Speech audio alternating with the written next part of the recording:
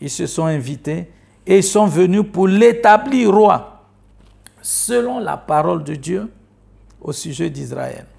Ils sont venus poser leur action.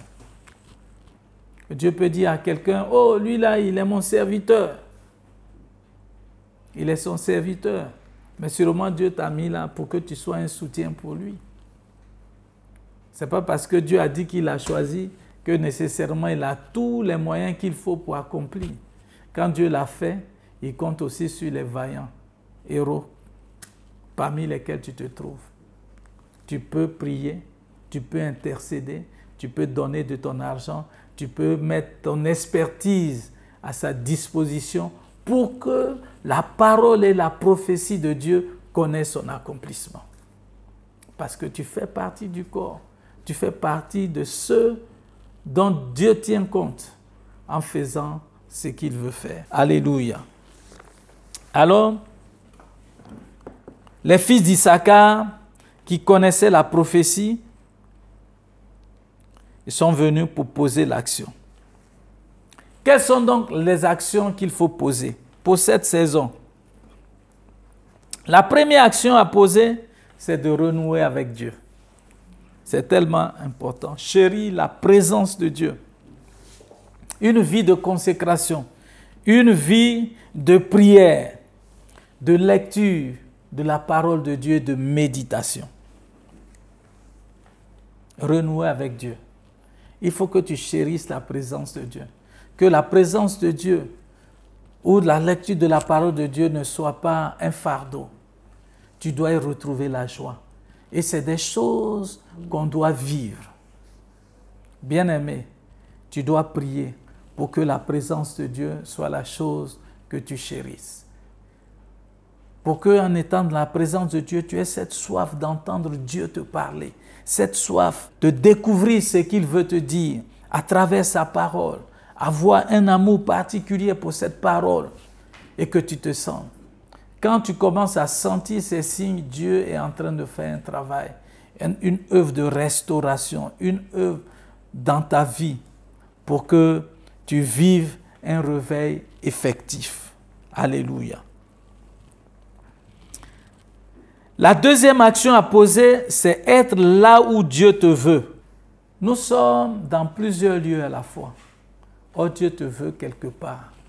Et là où il te veut là pour que tu joues un rôle bien précis. Il te veut là pour que, comme dans le livre d'Habakkuk, tu sois à ton poste et que tu veilles. Tu joues ton rôle. Parce que le travail est organisé et harmonisé. Chacun doit jouer son rôle.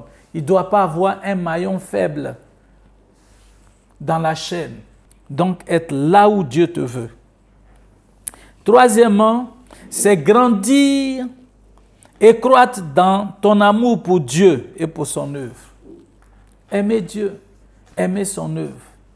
Tu ne peux pas dire que tu aimes Dieu et tu détruis son œuvre. Tu dois aimer l'œuvre de Dieu. Tu dois aimer les choses de Dieu. En aimant l'œuvre de Dieu, tu prends soin de son peuple. Tu prends soin des choses qui le concernent. Tu ne penses pas à toi, mais tu penses à ce pourquoi tu as été mandaté et établi. Bien-aimé frère, bien-aimé serviteur de Dieu, peut-être toi qui m'entends, peut-être beaucoup de situations sont survenues dans ta vie et tu as été blessé, émoussé. C'est vrai, être un berger, ce n'est pas toujours facile. Il y a des coups qu'on prend. Mais cela ne doit pas tuer la passion et l'amour que tu as pour ton Dieu. Tu dois t'occuper des brebis, de ces âmes. Continue à prier pour ces brebis et pour ces âmes.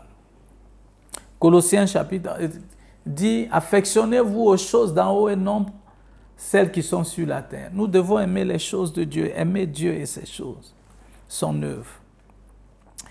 Quatrièmement, être un instrument entre les mains de Dieu.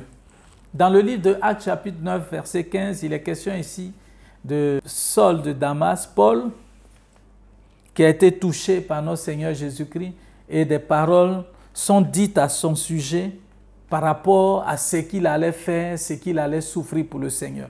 il dit, il sera un instrument entre mes mains.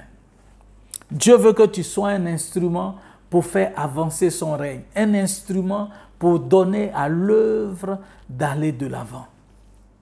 Quelqu'un dont il va se servir pour accomplir des exploits. Quelqu'un dont il va se servir pour donner de l'accroissement à ce qui existe déjà. Tu es là pour faire avancer les choses, pas pour les faire reculer. Un instrument entre les mains de Dieu. Et pour cette saison, Dieu a besoin des hommes et des femmes qui vont être des instruments de ses mains. Des instruments pour régler certaines situations. Des instruments pour régler certaines choses. Des instruments pour faire avancer l'œuvre de Dieu. Des instruments pour donner la réponse à certaines énigmes. Des instruments pour être la solution à certains besoins spécifiques. Car c'est pour cela, comme on pouvait dire à Esther, si ce n'est pas pour cette saison que tu es parvenu à la royauté. Si tu es celui qui entend, si tu es celui-là qui est là et qui voit le besoin, c'est parce que Dieu t'invite à être celui qui va donner la réponse. La plupart du temps, Dieu nous présente son cœur pour partager son fardeau avec nous. Et il partage son fardeau avec nous pour que nous puissions amener son peuple à sortir du statu quo, à régler la situation. Il crée en nous un saint mécontentement. Il y a des situations qui sont là, qui ne disent rien à personne. Les gens pensent que c'est normal, ça peut aller.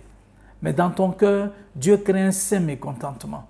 Quand tu vois les choses, tu es énervé. Tu vois les choses, tu n'es pas content. Tu te dis, mais est-ce que ceux-là ont les yeux ouverts? Dieu est en train de partager son fardeau avec toi.